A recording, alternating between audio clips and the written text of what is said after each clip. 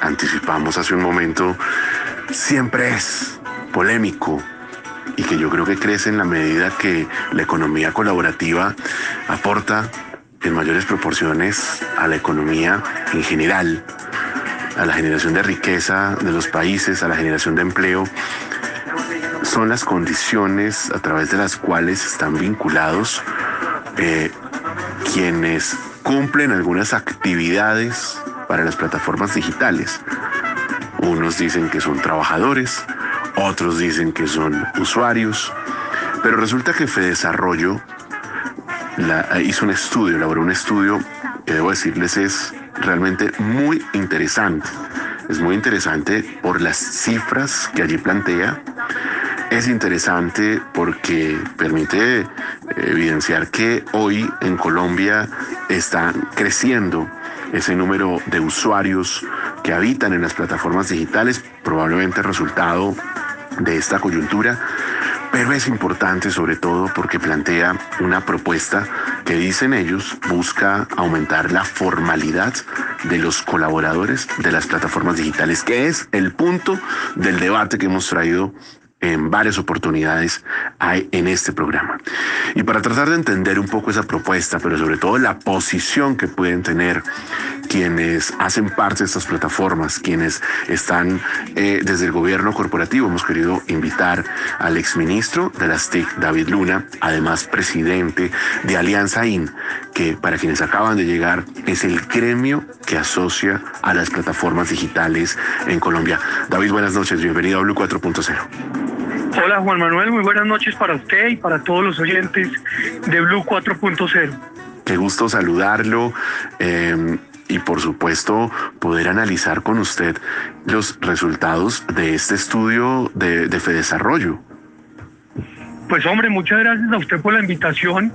Le anticipo que nos gusta la propuesta de Fedesarrollo, que quisiéramos trabajar en su implementación, que creemos que es adecuada, que es acertada, y también nos parece muy interesante las cifras que el Fedesarrollo cuenta.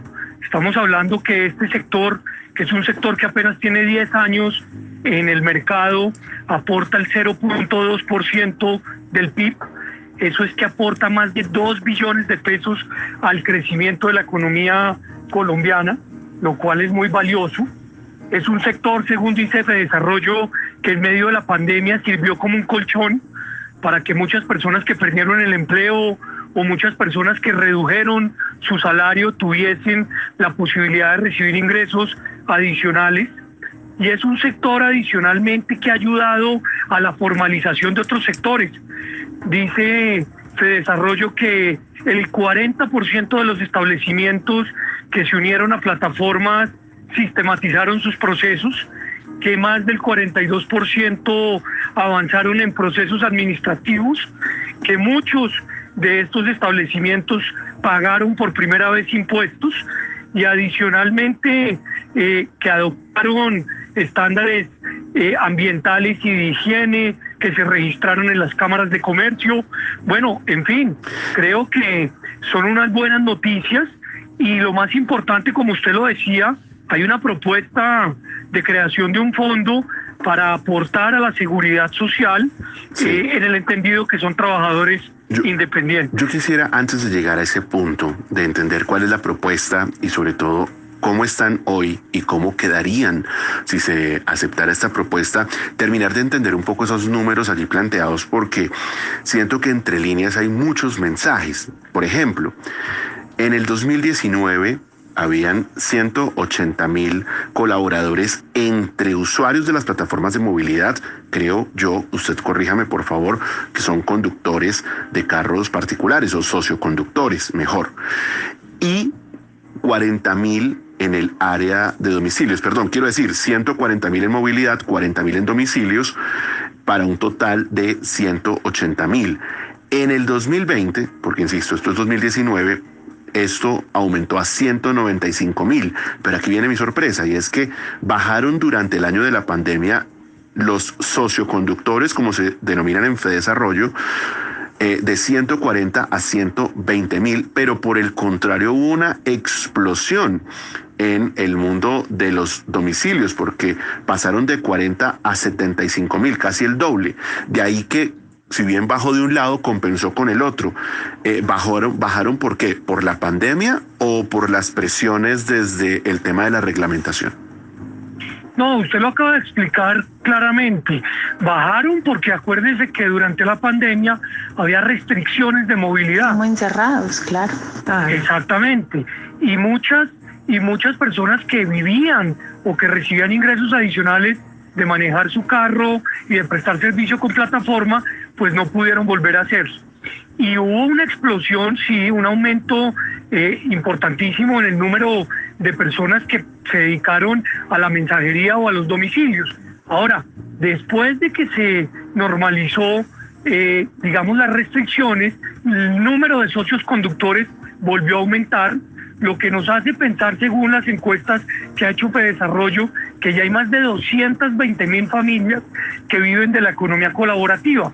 Unas personas porque no tienen más ingresos sino esos, y otras personas porque generan nuevos ingresos o ingresos adicionales.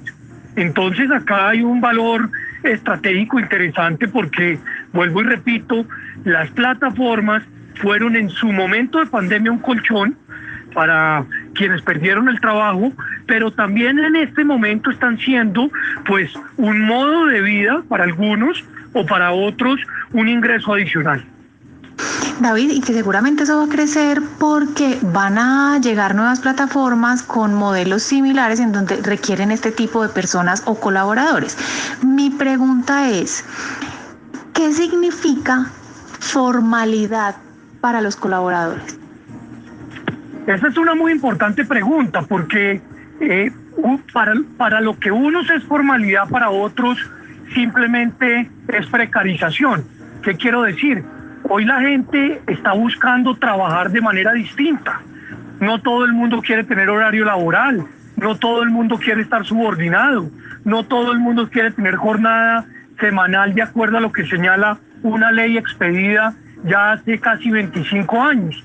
Hay personas que quieren tener una, dos o tres actividades al mismo tiempo, quieren ganar ingresos y lo que quieren es poder tener una seguridad digamos, de vejez a futuro.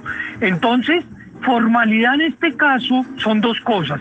Uno, que la persona tiene la capacidad de escoger en qué momento se conecta y en qué momento se desconecta de la plataforma. Si se conecta o trabaja 1, 2 o 3 horas diarias o solamente lo hace por 1 hora. Y dos, lo que está proponiendo Fedesarrollo, que es muy interesante, es que si bien es cierto el trabajador es independiente, el trabajador puede aportar un porcentaje a la seguridad social y las plataformas deberían crear un fondo para aportar otro porcentaje en virtud de que no tienen las mismas condiciones de un trabajador de jornada laboral completa.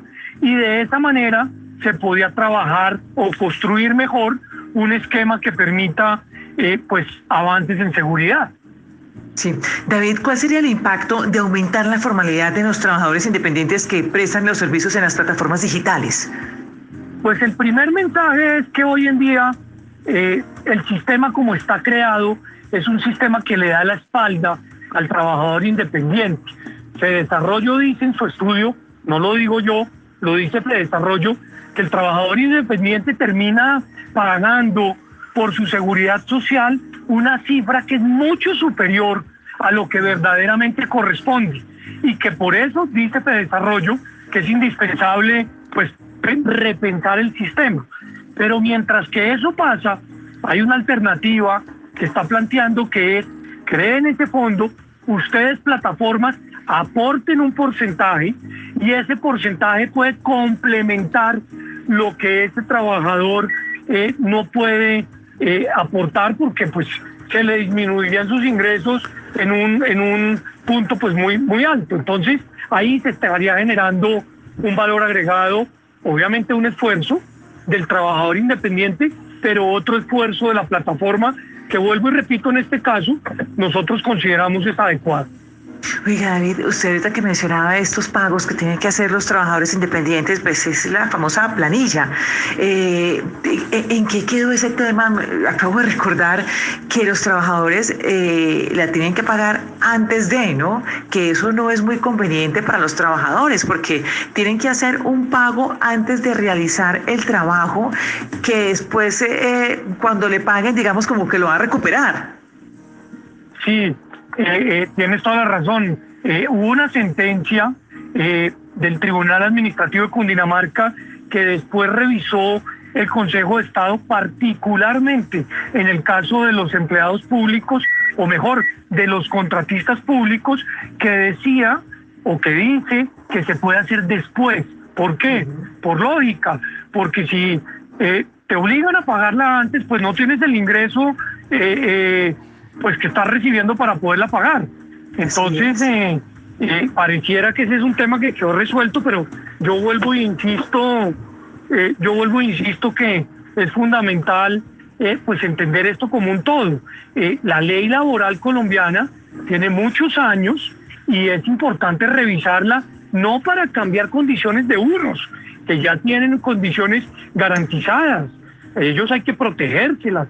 Ahí es simplemente que brindar condiciones para quienes no quieren trabajar como lo han hecho pues tradicionalmente, pues nosotros, nuestros papás, seguramente los jóvenes y la nueva generación quiere hacerlo de manera distinta. Y hoy en día la legislación no le permite cotizar simplemente porque lo está haciendo por horas.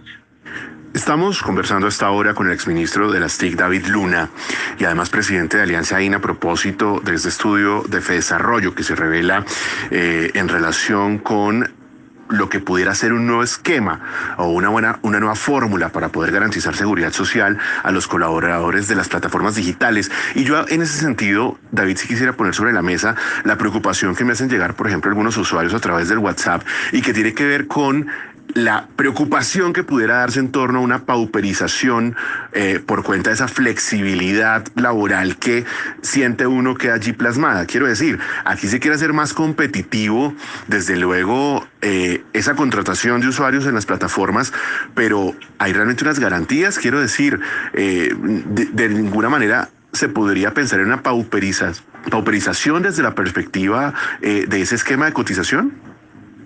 No, bajo ninguna circunstancia, porque lo que se está diciendo acá no es nada distinto, que hay diferentes condiciones para diferentes personas. ¿Qué quiero decir? Una persona puede perfectamente tomar la determinación de tener un empleo con unas condiciones establecidas de jornada laboral, de subordinación, de 8 horas diarias, y otra persona puede pensar en querer trabajar de manera diferente. ¿Qué significa?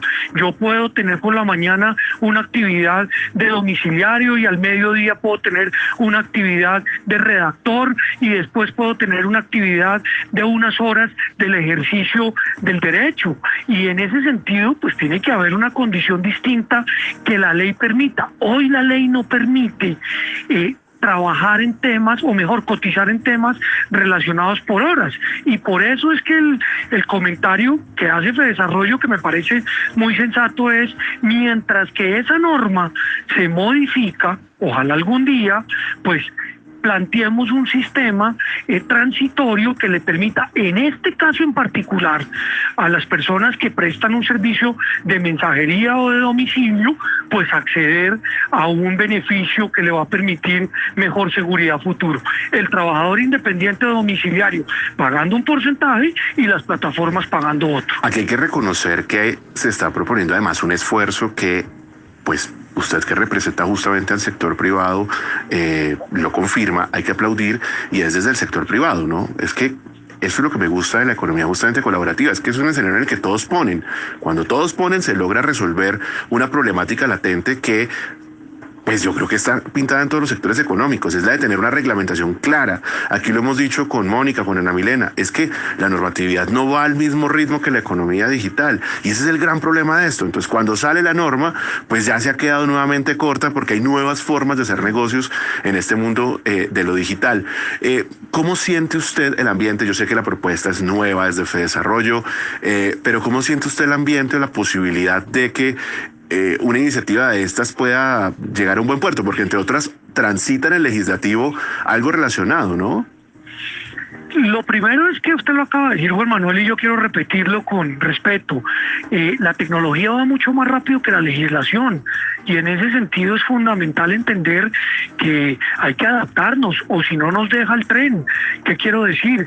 Que todo lo tecnológico, todo lo nuevo, no necesariamente tiene que ser regulado, puede ser desregulado o puede ser, digamos, medianamente regulado. Entonces, primera reflexión. Segunda, sí, hay muchos proyectos en el Congreso, muchos nocivos para la economía colaborativa, porque no la terminan de entender. Este desarrollo puede ser una alternativa interesante, y por esa razón me parece que vale la pena tenerla presente para avanzar en el proceso. Bueno, pues es una iniciativa que queda sobre la agenda y yo creo que contribuye a poder superar de alguna manera ese atraso que hay presente para poder hacer más competitivo a este sector de las plataformas digitales. Finalmente, David, yo sí quisiera aprovechar esta oportunidad para poder conversar con usted sobre lo que empieza a ser este cierre del año en términos de las reglamentaciones que todavía sigue siendo una deuda para el país, el tema de las plataformas de movilidad. Hay otros escenarios que se están presentando.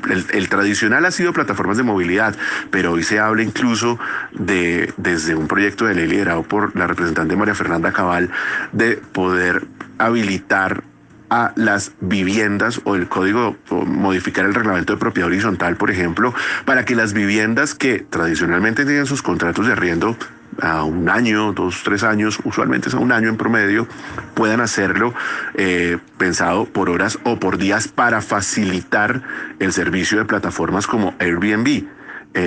¿Cómo va esa agenda de reglamentación? Pues hombre, yo creo que la agenda de reglamentación va lenta. Acá consideramos que la tecnología en algunos sectores es un enemigo, y yo creo que la tecnología lo que es un gran aliado.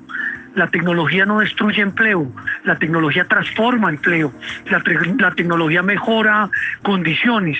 Y yo entiendo que los cambios pues generan preocupación, en algunos casos molestia, pero si seguimos en la discusión de si las plataformas de movilidad pueden o no funcionar en Colombia con reglamentos, pues van a llegar los carros no tripulados, y en ese momento, pues ¿cuál va a ser la discusión? Que los carros no tripulados no pueden transitar por la ciudad porque no están reglamentados hace 30 o 35 años en la ley del transporte. No, yo creo que no nos podemos dejar coger ventaja, y es que los países vecinos nos cogieron ventaja. Ecuador reglamentó el tema, Perú reglamentó el tema, Panamá reglamentó el tema, Bolivia reglamentó el tema, y Colombia, por una presión de unos cuantos pocos, pues nos está evitando que esto pueda salir adelante, y que creo yo que el único beneficiado es el ciudadano, el que puede escoger finalmente en qué movilizarse o en dónde descansar, o en su defecto pues qué servicio utilizar para recoger el servicio de mercado o de droguería. Uno esperaría que este tema esté presente en la agenda de los candidatos presidenciales. Mónica, ahí la veo levantando la mano. No la tengo. No la tengo en este momento, pero ya la vamos a recuperar en segundos. Ana Milena también la veo levantando la mano. No, es que se queda uno, pues es como la preocupación de siempre, Juan Manuel, Mónica, David. Es una conversación que, pues, mire, nosotros aquí llevamos ya, Juan Manuel, ¿qué? Un año conversando de este tema, pues, poniéndole mucho cuidado a esto, sí. Y uno no logra, David, de verdad, uno no logra ver avances en esto, en esa reglamentación de estos temas tecnológicos que son tan importantes y que, como le hemos dicho, se nos vinieron encima y nos estamos quedando atrás. ¿Qué es? ¿Cuál es el trasfondo? Es decir, usted cómo lo ve, cómo lo analiza de por qué en este país, usted lo está diciendo ahora, los países vecinos nos llevan la delantera y son países vecinos, bueno, usted lo mencionaba, ¿por qué nosotros no hemos podido avanzar? Pues Mónica, yo creo que por 2 razones fundamentales.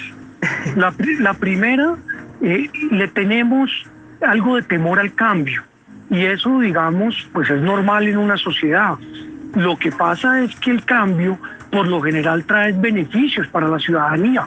La tecnología lo que hace es permitir ahorrar tiempo, ahorrar plata, luchar contra la corrupción, verificar que los procesos sean más efectivos. Pero dos, que es lo que verdaderamente me preocupa a mí, es que pues hay unos sectores establecidos hace muchos años que quieren mantener los monopolios y el control más allá de respetar o no al usuario. Y el usuario tiene que ser respetado porque el usuario es el que tiene derecho a elegir. El mercado finalmente es el que define qué servicio es bueno, qué servicio es malo, qué servicio pide, qué servicio no pide, y yo creo que en ese sentido bien vale la pena pues seguir insistiendo en que estos debates tienen que ser técnicos, políticos, claro que sí, pero pensando es en el ciudadano, no pensando en el negocio de unos cuantos. David, pero ¿sabes yo qué pienso? Que lo que usted estaba mencionando hace un momento, en términos de regulación o reglamentación, es que nosotros estamos concentrados o mirando lo que está pasando en este momento o lo que pasó ayer para ver si se regula, si no se regula y todo ese problema que tenemos, porque es que son cosas que no son nuevas y estamos en problemados para regular. ¿Qué va a pasar? Usted lo mencionó ahorita con el ejemplo de los vehículos sin conductor, y es con las cosas que vienen hacia adelante. Si no estamos siendo capaces hoy de regular lo que ya existe hace años, ¿qué va a pasar con lo que viene que ya se nos vino encima? Pues es un mensaje de alerta muy importante, porque lo que se viene va a ser todavía más disruptivo a lo que hemos visto y va a cambiar muchos negocios y muchas formas de producir. Uno tiene dos posibilidades: o quedarse esperando que el Estado proteja el monopolio con base en la presión, o simplemente aprovechar la tecnología para mejorar las condiciones. Este ejemplo ustedes lo han dicho 100 veces, pero lo voy a repetir. Las famosas tiendas que alquilaban películas de Blockbuster. Esa tienda tuvo la oportunidad de comprar Netflix en su momento y no lo quiso hacer porque le pareció muy caro. Y mire usted lo que pasó: Netflix terminó acabando con el negocio del alquiler de películas en los establecimientos de comercio. ¿Por qué pasa eso? Pues porque la tecnología transforma, ahorra tiempo, ahorra recursos y permite que la ciudadanía tenga una relación más directa, y en ese sentido creo yo, pues lo que hay que hacer es ver a la tecnología como un aliado, poniéndole reglas, poniéndole muy seguramente tributos, poniéndole también condiciones, pero no tratando de evitarla, porque ese sí es el peor de los errores. Bueno, pues gran debate realmente y gran propuesta, por supuesto, que aporta a la conversación y que nos genera una gran expectativa para impulsar el crecimiento aún más de estas plataformas digitales, que hay que decirlo de manera muy clara, que generan ingresos, que generan empleos y que estimulan a que nuestros estudiantes puedan ejercer ese mundo de la programación, del marketing, que son esas nuevas habilidades o esas nuevas actividades que además están muy bien remuneradas en este nuevo mercado de este mundo de la innovación. A David Luna, exministro de las TIC y presidente de Alianza IN, gracias por acompañarnos siempre en este espacio. No, a ustedes muchas gracias por invitarme. Un abrazo para todos. Esta es su casa siempre. Muchas gracias. Y a esta hora de la noche, como siempre,